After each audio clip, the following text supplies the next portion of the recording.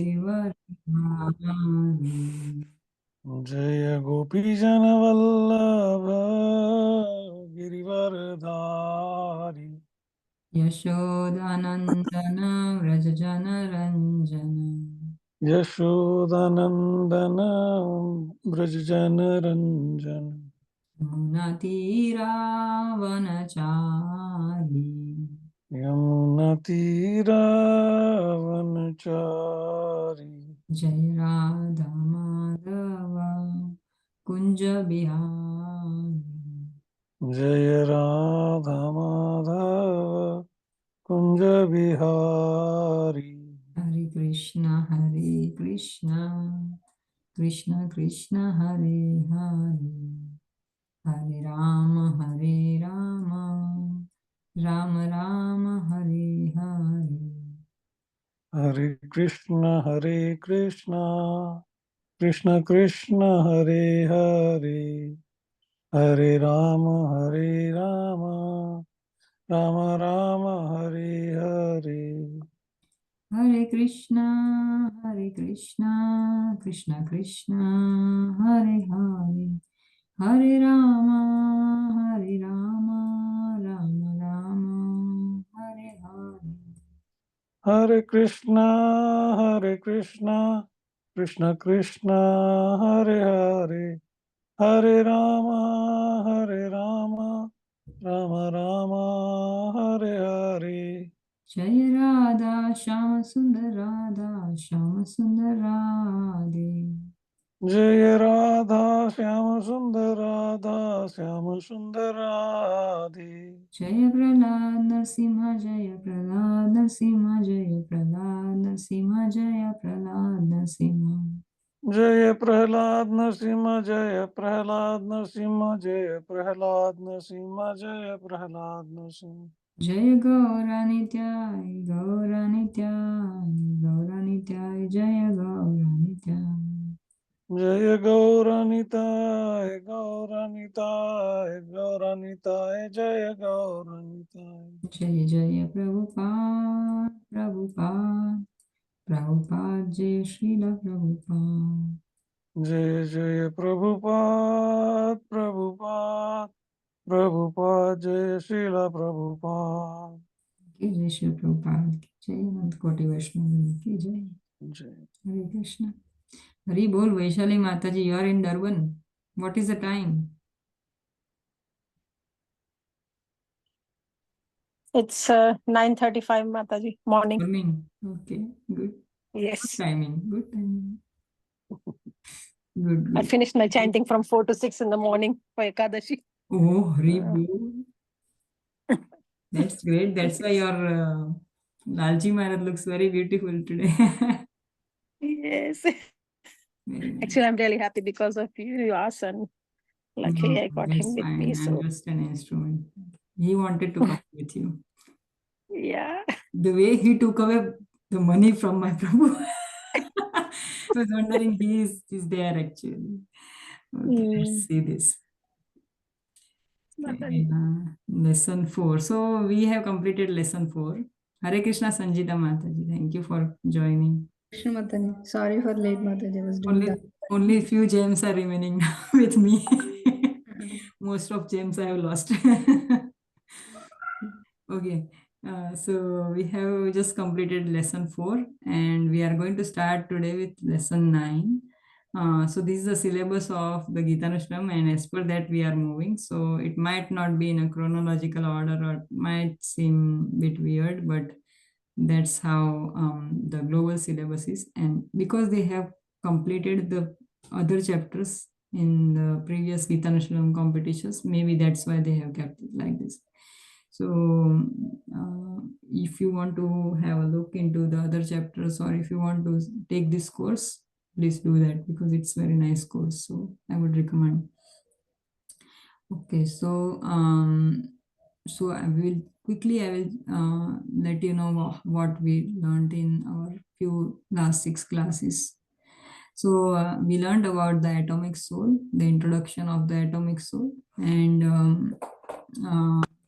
so in the first lecture we heard that Prabhu was saying, His Grace Leela Purusham Prabhu was saying that by saving just the dress of like if a person is drowning in a ocean, then what you will do? Would you just hold on to his clothes, or would you bring him out with his, like all together with his body? So saving the shirt will not suffice the purpose. So, or like if a bird is in the cage and if you are feeding the cage, not the bird, then it's of no use. So in the same way, the real nourishment for the soul is Krishna consciousness, and taking him back to like reminding him that um, your father like is Krishna. So in the same way, I think so that he also gave us the example of a lost child. If a child is lost, then you can feed him, and he will be happy. Why? Fine. But then if you take that child and to meet his parents and bring his parents closer to him, then it will be great beneficial to him. So in the same way, the soul is always hankering for Krishna. So that is a real nourishment for the soul. So feeding just the body is not going to uh, get us any benefit. So and the nature of the soul is it is eternal, avinashi, and it is a consciousness is the, here it is written that avinashi tu tadvite yena sarvamidam tatam. So which is pervading the entire body is the soul, is the power of the soul. So the consciousness, that is called consciousness. So we can identify a dead body from the alive person is the consciousness. So soul symptoms is consciousness. And then we learned about again the spirit soul. That was the introduction, and the spirit soul. So the individuality of the spirit soul, that there is a soul, then there is a super soul, and they are both are different personality. They can never be one. So monism theory and those are all kinds of theories are invalid as per Bhagavad Gita. Krishna says that. So, and then although the soul is the part and parcel of Krishna, but it is a separate energy of Krishna. So we also learned about the Vibhinamsha and Swamsha in our 15th chapter. So similar to that, it is like that. So Krishna has his own part and parcels, like his own Swamsha, like internal potency, and we are obviously his not the external potency, but we are marginal potencies of Krishna. So we are different than Krishna. That means we are not same as Krishna, although we are part and parcels of Krishna. And because of our mind takes charge of our body, that's why we keep on changing the bodies. So there is a role of a subtle body. That also we learned that subtle body contains the soul is covered by the subtle body, and the false ego is the first, and then the intelligence and mind. So when we are we are dead, then our subtle body is there, which carries us, our soul, to the next body. So here Prabhu writes that everything, whatever we have experienced in the whole life, gathers in our one place in our mind, and this mind is the person that is carrying us to the next body. All the subtle body, you can say subtle body, but basically the mind is carrying us to the next body. Here lots of things he has said about mind. So that is our and we might go into the one of the 8.4 million species of life, transmigration of the soul. So just like we are growing up from the childhood, boyhood to youth to old age, and then the death. So there are 5 steps in which the soul is transmigrating. The like First of all, the we it is born, then it is growing, and there is some plateau for sometimes. It is keeping constant, and then the body produces some byproducts, and then it dwindles, and then it dies. So these are the 5 steps of the human or any body. So, but the soul is eternal. So when the body perishes, the soul doesn't get perished. It is transferred into another suitable body as per our karmas or our past life. So the mind basically it is carrying our body as per our subtle aspects, thoughts and everything. So then we saw the description of the soul, that it cannot be cut into pieces, it cannot be moistened, it cannot be withered by the wind, it cannot be burnt by fire, and uh, if you think that somebody can kill the soul, it's not like that. Nobody can kill the soul.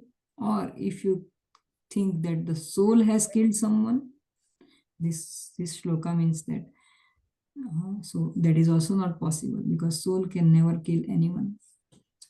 So it is because of our mind and everything, we are taking that step of killing someone. So soul is never involved in any such kind of acts. Soul can never be killed, or soul can never be the reason of killing a other living entity.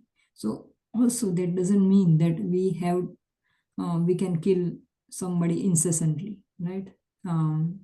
Animal slaughter is completely prohibited as per Bhagavad Gita, because everyone has the right to live. So this shloka, somebody might also interpret in the same way, that if the soul is not killing, I am not killing anyone, so I can kill any number of animals. What's wrong in that? They are anyways, they are going to get the next life. But the the very life is in the hand of Krishna, and whenever as per his will, somebody leaves the body, somebody is born. So that is there.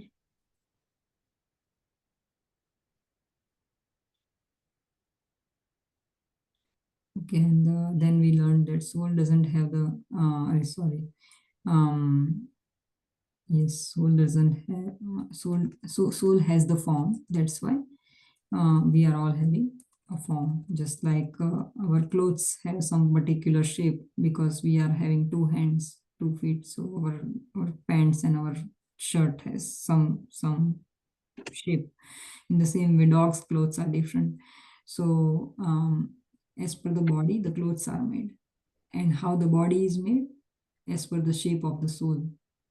So what is the shape of the soul?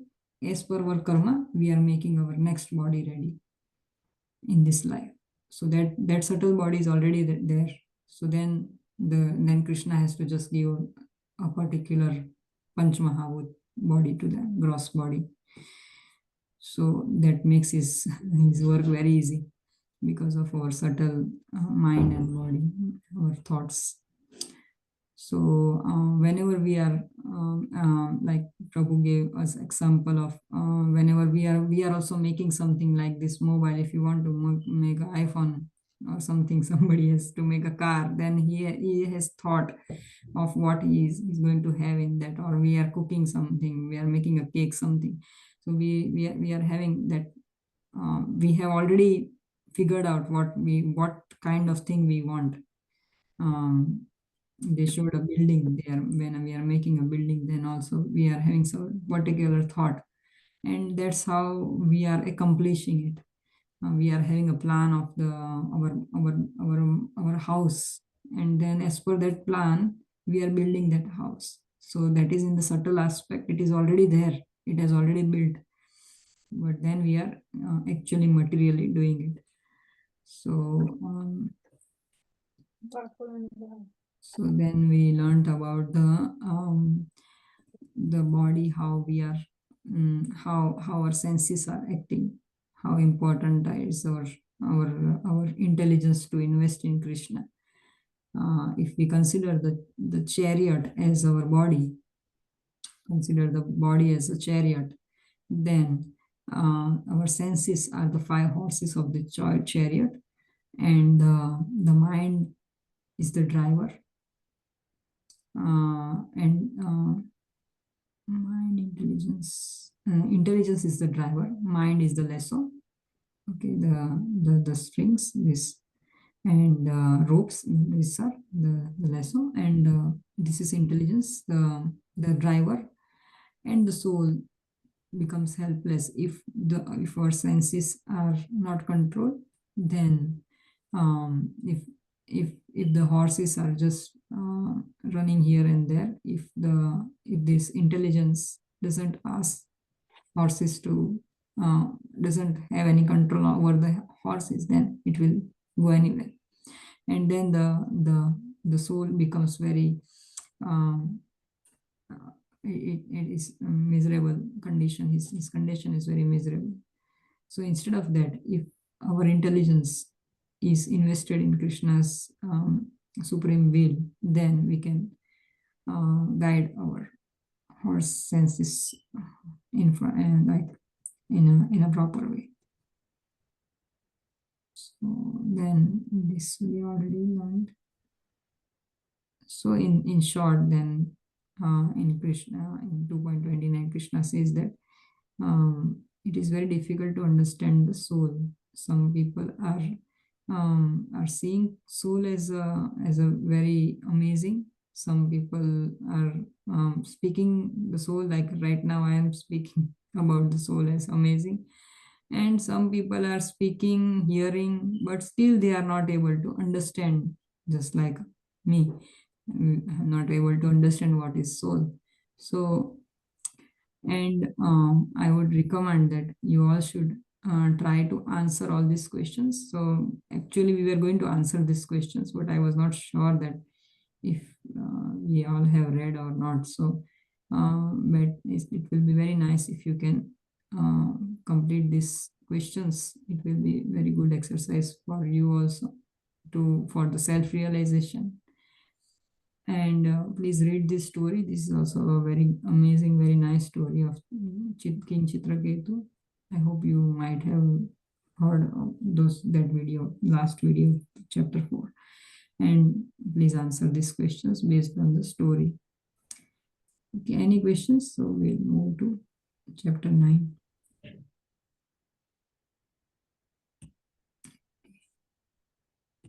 Any questions till now? Okay, let's move on. No, Mataji. Thank you. So today we will see chapter 9. I hope this is chapter 9, okay, 9.1. So this is the 3 modes of material nature. Chapter 9's name is 3 modes of material nature. So we learned about Krishna. First of all, we learned in lesson 1, we learned about Bhagavad Gita. Then chapter 3, we learned about Krishna.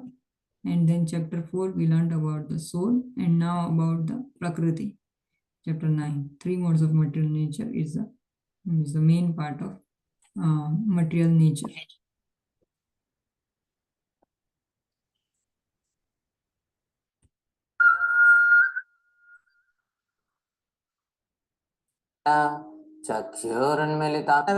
Gauravani, modes of material nature. And we have already talked 5 topics that have been discussed in Bhagavad Gita.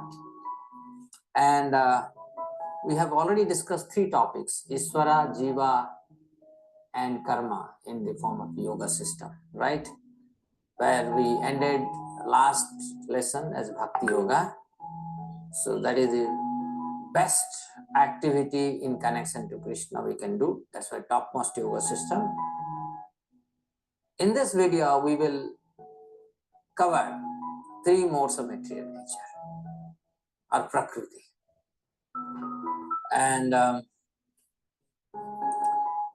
what is Prakriti? What is matter? Unless we understand matter, our understanding of Krishna will not be complete. Our understanding of ourselves also will not be complete. In a sense, these five topics have to be understood together. That is Ishvara, Jiva, Kala, Prakriti and Karma. All five together I have to understand. And then my understanding of the self or Atma Sakshatkar will be complete. So let us start from this lesson. Everyone thinks that this is the only world we have, but according to Bhagavad Gita, the entire existence is divided into two mutually exclusive spaces, conscious space and material space. In the material space, millions of universes are floating. Similarly, in the conscious space, there are spiritual planets which are floating. As Lord Krishna states in Bhagavad Gita, in 15th chapter, 6th verse, Na tadbhasayate surya, na sasanko na pavaka, yadgatva na nivartante, tadhama paramam mama. That supreme abode of mine is not illuminated by the sun or moon, nor by fire or electricity. Those who reach it never return to this material world. So, in a sense, in a spiritual world is that world where everything is self-effulgent. Like, for example, you think about yourself and if you think about me, if there is no electricity, there is no sunlight, there is no moonlight, even if I have the eye, I am blind, I can't see anything. Right? But there you don't need electricity, you don't need sunlight, you don't need moonlight to be able to see because everybody is self-effulgent. Okay?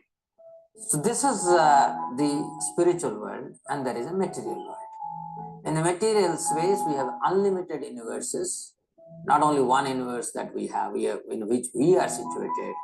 There are unlimited universes within the material sky, and there is spiritual sky in which innumerable Vaikuntha planets are situated.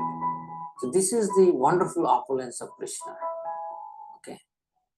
In his abode, in Krishna's abode, there is no need of sun, moon and electricity. Everything is self-effulgent. The rays radiating from Krishna illuminates everything. From Krishna comes his expansion Mahavishnu, who lies in the causal ocean. While lying in this ocean, innumerable material universes emanate from the pores of Mahavishnu's body. From every pore of his body, one universe comes out by his sweet desire.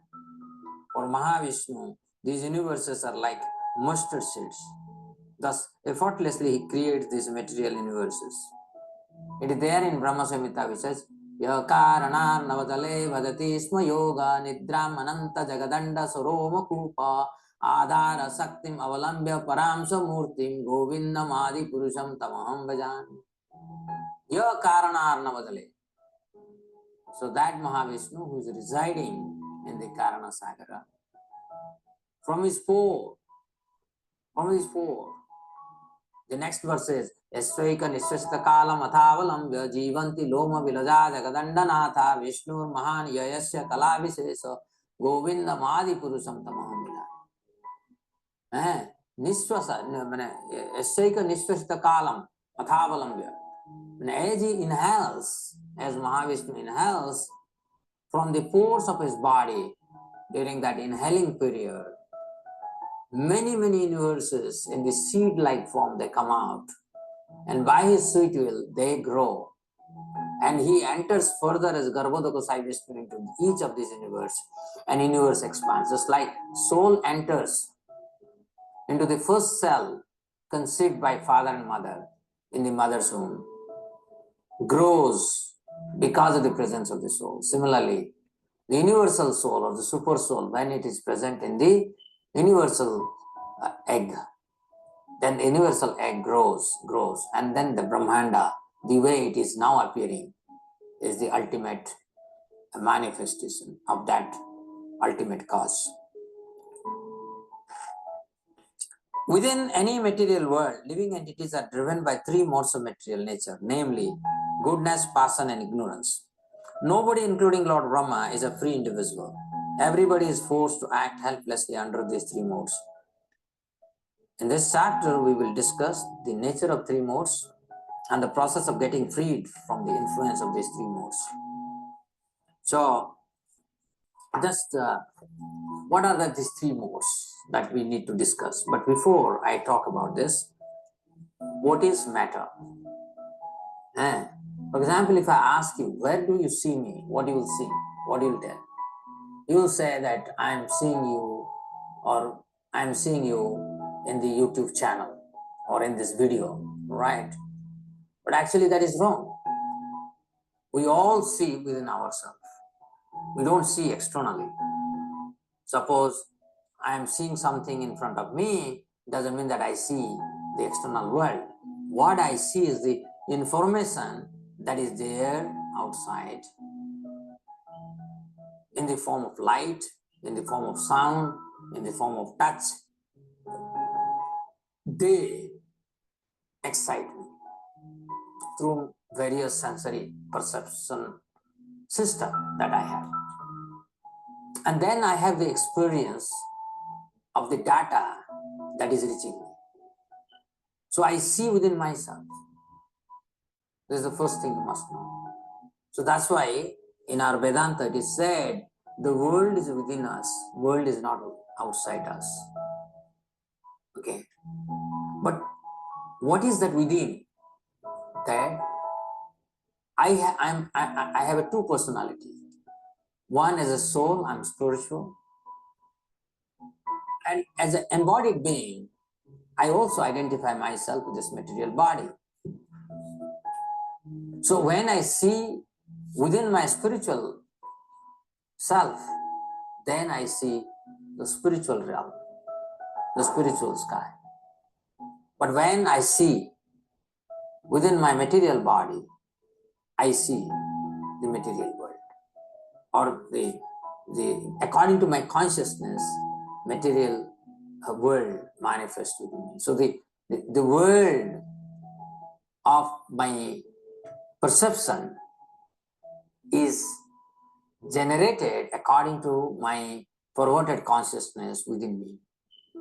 Like for example, if I look at this pen, I can see this pen is something for my use, but I can also see this pen, all its constituents are coming from Krishna, and this pen needs to be used for glorifying Krishna. So what is my consciousness? Based on that, the pen has a identity for me.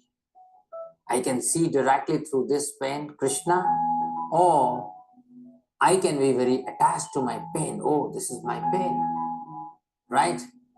So in Bhagavad Gita, Krishna describes this body, this gross body, including the subtle body, because this body has many layers, embodied living being.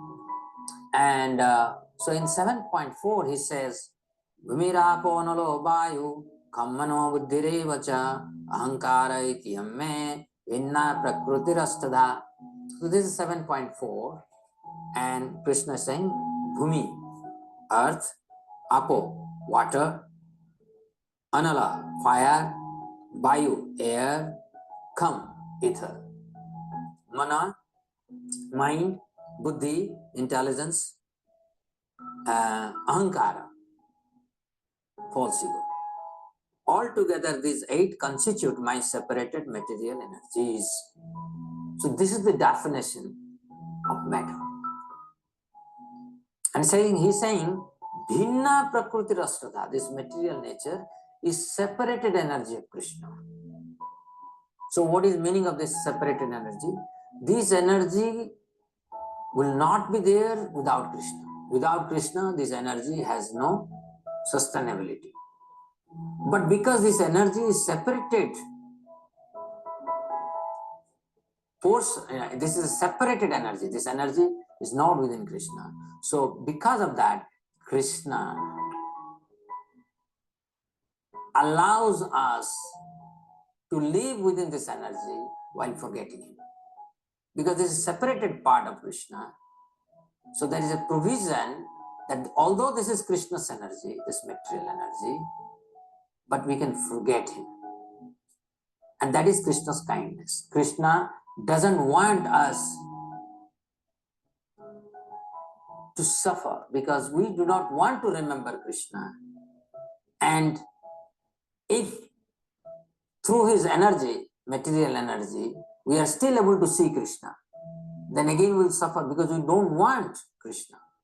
Just like when you don't want your father or mother, because you feel, oh, your father and mother are putting so many restrictions, you cannot drink alcohol, you cannot eat meat, you have to have, you must get up early morning.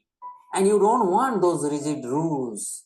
You feel these are rules, very rigid, they are autocratic. So you don't want your father and mother. What do? You go out, you take a job, you stay outside, right? So similarly, this is Krishna's separated energy. And in this energy, although this is Krishna's energy, there is a provision to forget Krishna. But those who want to remember Krishna, the same energy can be used to remember Krishna. So this is the beauty of this material energy. So now let us go further. So about this material nature, Lord Krishna says in Bhagavad Gita in 9.10, Maya dekhyana prakriti svete sataracharam hetunanena kaunteya jagad viparivartate. This material nature, which is one of my energies, is working under my direction. O son of Kunti, producing all moving and non-moving beings. Under its rule, this manifestation is created and annihilated again and again. So nature is working under the direct supervision of Krishna, even though it appears to be complete. Right? This nature consists of 8 elements, just now we talked about: earth, water, fire, air, ether, mind, intelligence, false ego. Earth is the space of smell, water is the space of taste, fire is the space of form, air is the space of touch, ether is the space of sound, mind is the space of emotions and desires, and intelligence space of concepts and abstractions, while false ego is a space of pseudo-identities. So this nature is originally passive, but becomes active when impregnated with soul. Unlimited spiritual prag by the glance of Mahavishnu. Actually, as I told you in the Brahma Samhita, as Mahavishnu inhales, he glances over the material nature. And through his glance, unlimited living entities who do not want to be happy in the presence of Krishna. They don't like Krishna. They want to be independent of Krishna. They want to enjoy separate from Krishna. So they are impregnated through his glance over the material nature. And that is how unlimited living beings, they get unlimited bodies in 8.4 million different species. So, and this is what is also there in 14th chapter, 4th verse, where Krishna is saying, Sarvayonishu Kanteya Murtaya Samavantiya Tasam Brahma Mahadyonit Aham Bija Pradapita. So it may appear that I, as a father giving birth to a child, right? Every species, there are father and mother, and they are thinking they are producing. No. We, by the touch of father and mother, the offspring comes, the form comes, right? And this is, although this is so automatic, so naturalized, but if you analyze the whole process, I know that I didn't do anything. I don't know even a cell. I don't know even how this process of self-division, you know that a single cell that was produced because of half of the mother cell, half of the father cell, and conception, one cell, and then that grows through cell division, and that one cell becomes nails, hairs, bones, skin, different organs like nervous system, kidney, heart. It's amazing. This we cannot do it. I have not done it. I have 3 kids. I have never done it. So Krishna is the original father. He does it. And it appears I am doing. That is our stupidity.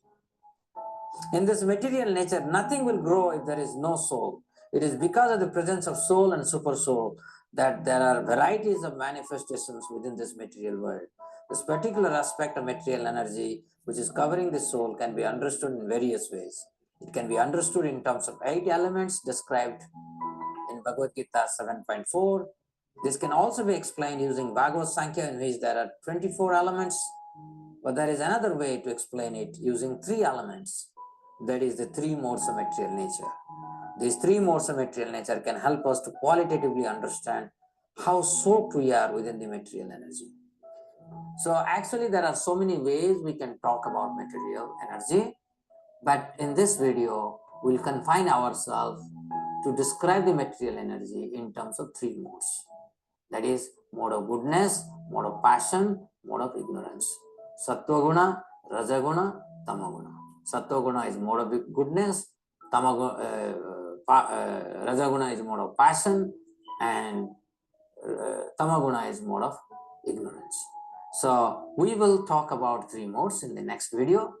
There are so many ways we can describe the matter, and but we will confine, because it all depends, because it's an introductory course. We will keep our discussion as simple as possible. I hope this is becoming meaningful to you. What is matter, right? So as I told you, matter is this separated part of Krishna, and this is the divine energy of Krishna. But in this energy, the living entities those who want to enjoy separate from Krishna, they are given false identities in terms of 8.4 million different bodies according to their consciousness. And the same energy, although can make us forget about Krishna, can be used to be connected to Krishna. This is the essence of material nature. Material nature is a divine energy. It can forget us about Krishna, and it can make us remember Krishna. Both. We can remember Krishna through his material energy. We can easily forget Krishna through his material energy. So this is the essence. So we will go to the next video to learn more about 3 modes of material nature. Thank you. Hare Krishna. Okay. Any questions in this one? It was a bit more over scientific with lots of explanations. So Hare Krishna Mataji. yes, Vaishali Mataji. In this one, Leela Prabhu said that ego is the space of pseudo element. What is pseudo element? Pseudo identity. Or pseudo identity? Means if I am having this female body, I will act like I am really a female. Actually, this is just a covering I am given, right? This is a pseudo identity. This is not my actual identity. My actual identity is I am the servant of Krishna. That is my actual identity. When I take a birth of a dog in a body of dog, I will bark just like dog, because I think that I am a dog, right? So that is a false ego. So that's why this false ego is last to go from any person. So unless this false ego goes, like who I am, forget about I am a housewife, or I'm a pharmacist, or whoever, like professionally or anything, like that is later thing. But the first thing is the birth I have been given in the female, like or a male, or a dog, or a bird. So any any such kind of living entity, they will start thinking, oh yes, I am a bird, I am a dog. And they will act like that, and they have to act like that. That's the last thing to go. When we want to go to the Goloka, we have to get rid of this bodily concept that I am this, I am that. So forget about the later designations, but basic designations, it is very difficult to forget. So that is pseudo identity, pseudo, false. So that is the thing. And yes, you understood, Mataji? Yes, Mataji. Thank you, Mataji. Yeah. So Prabhu said that Krishna says that Maya Dakshina Prakriti Suyate Sacharacha Hetu Nanana Konte Jagad Viparivarta. That means the Prakriti is certainly under the Krishna's, under the guidance of Krishna, under the superintendence of Krishna. So if we, that's what he said in his last part, that Prakriti, although it seems like it is going to just be so like it's making us act like puppets in her hands, but at the same time, if we are getting into Krishna consciousness, if you bow down to Krishna, then the same material nature comes to our help also. So mameva ye prapadyante maya metantar devi hesha gunamai mo maya duritya. In the 7th chapter, Krishna says that this Maya, material energy, which is a separated energy of Maya, is very difficult to overcome, extremely difficult. But then whoever surrenders unto me, they can easily cross over it. So this is the thing. And although this Maya, this material nature, these 3 modes of material nature, it looks like just 4 chapters we are going to learn. But it is a major part, very major part of our life, daily life. We can't live in for a moment without this material nature. We are so much submerged into it. False ego, mind, intelligence, everything works always on us. So yes, this is a sum and substance, and everything comes from Krishna. That's what he's saying. And so Krishna is the Supreme Father. By his glance, he has planted all us souls inside this material nature. So material nature is a feminine part, and Krishna is the only Purushottam. He is the Supreme Personality of Godhead. So that is why he's called Purushottam. So he's only the male, and all the other things are, all of us are feminine. All the material nature, everything comes under the material nature is feminine. So the living entities are also under the material nature. We are also feminine in nature, but the difference between the material nature, the Jad Jagat, and the Cheta Jagat, there is a inanimate and animate world. So what is inanimate is Bhumi, Rapo, Anala, Vayu, Kham. This is inanimate part of the material world. And this Man, Buddhi, and Ahankar, and the soul. This is the alive part. So we are Tatastha. The soul is the Tatastha energy of Krishna, marginal potency of Krishna. So although these souls are under material nature, but material nature is the external energy of Krishna, and the soul is the marginal energy of Krishna. So sometimes soul, if we get inclined towards Krishna, then we can get rid of this material nature. If we, just like Tatastha, means when we are on the seashore, we might go inside the sea and sink, or we might stay on the shore, choose to stay on the shore. So that shore is Krishna, and the ocean is material energy. So choice is ours. That's why we are this. Obviously, we are separated energy of Krishna, and one is Krishna's own energy, that is called internal energy, that is in the Vaikuntha, the Yoga Maya. One is Yoga Maya, one is Mahamaya. So Mahamaya rules or Durga Devi rules material world, and the same Durga Devi is everything in this material world is originally coming from spiritual world. So spiritual world में Yoga Maya. So Yoga Maya is there who arranges all the pastimes of Krishna and who takes charge of the spiritual activities. But because we are in material world, Mahamaya takes charge of us. But if we start acting for Krishna, then Yoga Maya can take charge of us. So we have to choose. So this is the thing. Okay. So let's go to 9.2. We have very less time, but we'll just run the video, and might, if it is too long, then we'll take the questions next week. Sorry.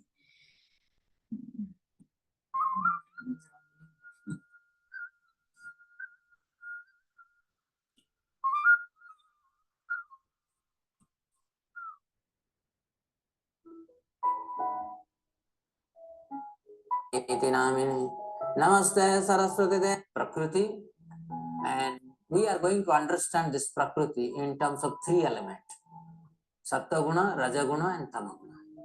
There are so many ways we can understand and dissect the material nature, through 8 elements, through 24 elements, and through 3 elements, and so many varieties are there.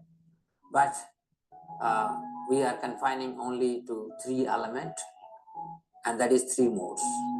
There are 3 primary colors, namely red, green and blue, RGB.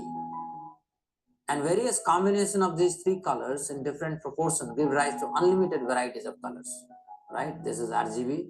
In computer also, we generate multiple colors by different mixture of these 3 primary color in different proportion. Similarly, material nature also has 3 modes: Sattva, mode of goodness; Raja, mode of passion; and Tama, mode of ignorance. SRT. Sattva, Raja, Tama. SRT.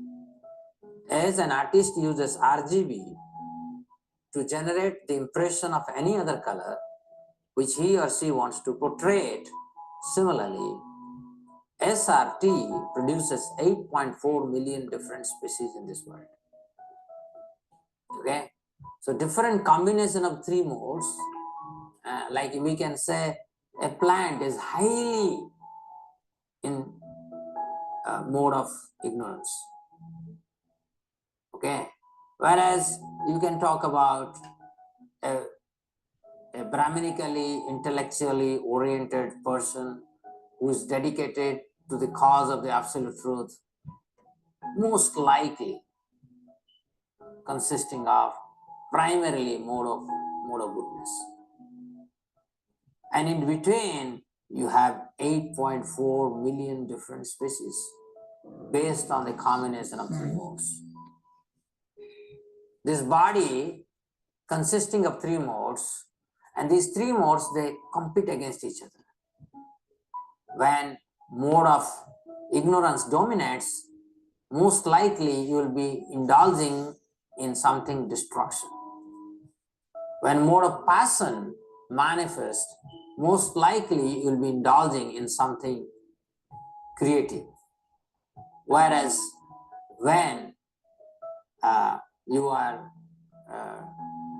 the mode of goodness is predominating, then most likely you will start inquiring about the goal of human life. If you are predominantly Sattva-guna, then you will get up early morning, you will be very clean, you will be a vegetarian, you will not waste food, you will have sacrificing nature, and more than that, you will be inclined to understand God better. Whereas if somebody is in mode of passion, you will be very ambitious, you will be always after name, fame, power and wealth, and will be ruthless to achieve his goals. He will mostly worship demigods for material benefit. In mode of ignorance, one will go to disco, he will go to beer bar, he will drink, he may sometimes rape, and may even commit suicide. So through the combination of these 3 modes, Lord Brahma has designed 8.4 million different species. According to Padma Purana, the number of varieties in different species are given as Jalaja Navalakshani, Stavara Lakshya Vingsati, Krumaya Rudra Sankhakaha, Pakhinam Dasa Lakshanam, Trimsal Lakshani, Pasavaha, Chatur Lakshani Manusaha. This is Padma Purana. Jalaja Navalakshani. Jalaja means aquatics. Navalakshani, 9 lakh. 9 lakh. And Stavara Lakshya Vingsati. Vingsati means 20. Lakshya means lakh. Okay. So 20 lakh is Stavara, means trees. Tree species, they are 20 lakh. Krumaya Rudra Sankhakaha. Rudra, there are 11 Rudra. So Rudra Sankhaka means 11 lakh. So who are they? Insects and reptiles. Krumaya. Pakhinam Dasalakshanam. So the birds, they are of 10 lakh species. Trimsala Lakhyani Pasava. 30 lakh are different animals, right? From rabbits to lion. And Chatur Lakhyani Manusa. So human being are 4 lakh species. So this way, when you add this total number of species, they will become 8.4 million species. You see how Vedic literatures are so exact, so accurate. So using our limited ability, if we try to find out how many species are there within the universe, we cannot get this number correct. We can only get this number correct by following the authority. And Padma Purana, being part of Vedic literature, is authoritative, and it says 8.4 million lakh species are there totally. Among all these species, eating, mating, sleeping, and defending are common traits. However, in human species, we have the cognitive capacities to understand higher purpose behind this universe, the ultimate goal of life. Only a human can differentiate between spirit and matter and can ascertain the supreme divine nature of the absolute truth. So among all the species, only the human species can go beyond the 4 natural, animal propensities that we have. That is eating, mating, sleeping, and defending. This is common to all species. But as a human being, we are supposed to ask, who is God? As a human being, we want to, improve the consciousness. Any civilization, how good or bad, will be decided based on at what conscious level they are situated. So if I'm situated in a very high level of consciousness, then I'll be able to see everyone as God's creation. Every soul is God's children. I'll become naturally non-violent. I'll become compassionate, empathetic. I'll be naturally self-sacrificing. I'll be dedicating myself to serve everyone as a representative of Krishna. So let us go to the characteristic of 3 modes. So there are 3 modes we learned. According to 3 modes, there are 8.4 million different species. The 3 modes, there are goodness, passion, and ignorance. And in Bhagavad Gita, 14th chapter, Krishna gives details, right? He says happiness, knowledge, and free from sin. This is the trait of mode of goodness. Gates of the body illuminated by knowledge. That means, what are the gates? These are the gates. 2 nostrils, 2 eyes, 2 ears, mouth. Total 7, anus and genital. So these are the gates. And what are the function of gates? You must know at the time of death, I, the soul, leave this body through these gates. Okay. And that's why the gates must be always illuminated. What is meaning of illuminated? They must be always in mode of goodness. Okay. And attains higher planets of great sages upon death. When we are in mode of goodness, we go from this earthly realm to higher realm, like demigod planets, planets of Indra, planet of Ganesha, planet of Lord Shiva, planet of Lord Brahma. Whereas if we are situated in passion, unlimited desires we'll have unlimited longings, and we'll perform fruitive activities. We'll never act, we'll never do anything without seeing any profit. And in this particular mode, there will be great attachment, fruitive activity, intense endeavor, and uncontrollable desire and hankering. So there is a lot of suffering when you are in passion, because you will be suffering for your hankering and longing and lamentation. So in this particular mode, if one is situated at the time of death, then that person will take birth among fruitive workers upon death. So will be born again as a karmi. Whereas if someone is situated in ignorance, madness, indolence, and sleep, mostly such people will be lazy and sleeping a lot. Darkness, inertia, madness, and illusion are different traits, and attains animal kingdom upon death. If somebody is situated in mode of ignorance, then one will enter into animal kingdom. In particular, I want to tell you, meat eating, illicit sex, gambling, and intoxication. These things are the activities in mode of ignorance. So we must give up. If we are indulging in these activities, who knows, at the time of death, we may be in mode of ignorance, and hence most likely will enter into the species of animal kingdom. So how do we recognize a specific mode? In Bhagavad Gita 14.1.6, Krishna says happiness, knowledge, and freedom from sin are the characteristic of mode of goodness. So if one is in mode of goodness, he will be naturally happy. It is not that one needs to get a beautiful wife or a wonderful house or a wonderful career to become happy. If you are in mode of goodness, you will be naturally happy and you will have proper knowledge. You will not perform any sin. Whereas if you are in mode of passion, you will have unlimited desires. You will never do any action unless there is some profit.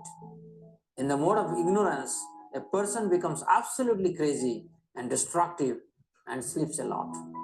In Bhagavad Gita 14.11, Krishna says that in mode of goodness, all the gates of body are illuminated by knowledge. There are 9 gates in our body: 2 eyes, 2 ears, 2 nostrils, mouth, anus, and genital. These are called gates because when one dies, the soul lives through one of these openings. So we live in this city of 9 gates, and these gates are illuminated in the mode of goodness. That means we do not want to see anything nonsense. We do not lend our ears to nonsense things. We do not speak anything nonsense. In mode of goodness, we have no interest to indulge in these dirty things. That means in mode of goodness, using our gates, we always indulge in things that is meant for welfare for all. In particular, in improving the consciousness of everyone, or to build a civilized community, civilized society, a civilized nation. Similarly, when you are in mode of passion, Bhagavad Gita 14.12 says that you will have great attachment to your activity, you will endeavor a lot to fulfill your uncontrollable desires. This hard work has been compared to the hard work of a donkey in Srimad Bhagavatam. And in mode of ignorance, there is only darkness, because at the time of death, we will be awarded a body not from a human species, but from other 8 million species. In Bhagavad Gita 14.14, Krishna describes the destination people in different mode. If you are in mode of goodness, you will attain higher planets after death, that is the heavenly planets. After having one's destined assignment there, one is forced to return to this earthly planet again. Sometimes a soul, by virtue of his piety, may ascend to higher planets like Janaloka, Tapaloka, Maharloka, and Satyaloka. There, one may live for trillions of years until the end of Brahma's life before one can go back to spiritual world. If you are in mode of passion, again, you have to come back to this material world and take birth among fruitive workers. Again, you have to struggle in this world. But if you are in mode of ignorance, you enter into animal kingdom after death. So, three things we learned, that how three modes gives us different state of consciousness. In mode of goodness, we are happy. In mode of passion, we are, hankering, we are ambitious, we are suffering because of lamentation and success and failure. Where in the mode of ignorance, we are self-destructive. Okay. And also, Krishna is saying that what is the destination if you are in mode of passion, you are in mode of goodness, and you are in mode of ignorance, right? So, we will continue this discussion in the next video, and please ask questions in our YouTube channel as well as in our Facebook page. There are a lot of questions we have in this chapter. Please answer them, and once you answer, we will tell you how can you recognize in which mode you are situated. So that means the questions, if you honestly answer, then we can accurately understand what is your mode. But you must be honest when you give the answer. Thank you. Hare Krishna. So this was the second lesson. Any questions about this? So this is called some index. What he was showing. It's called. They are saying something. It's called.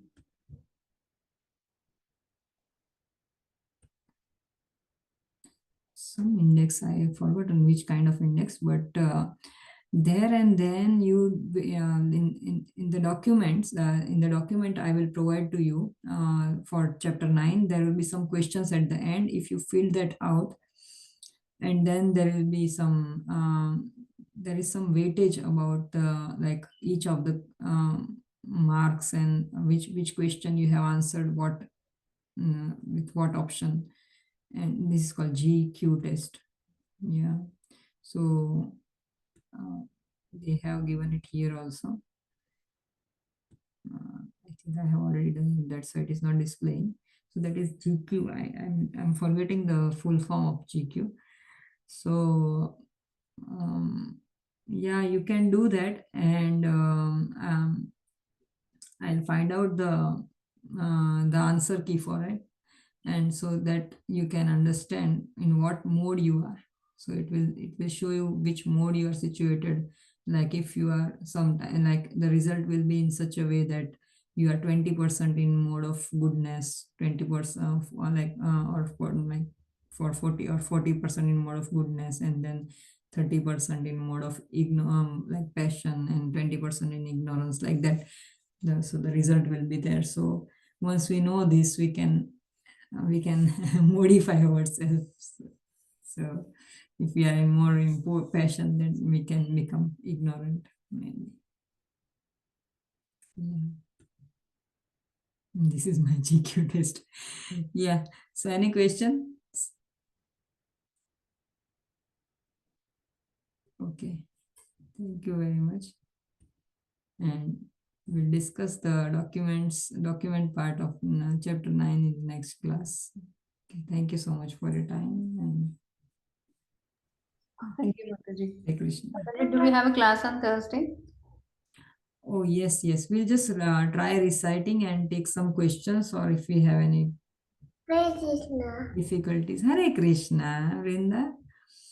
So if anyone has some difficulty in recitation of chapter 15, or we need to push also few of the people, so we'll do that.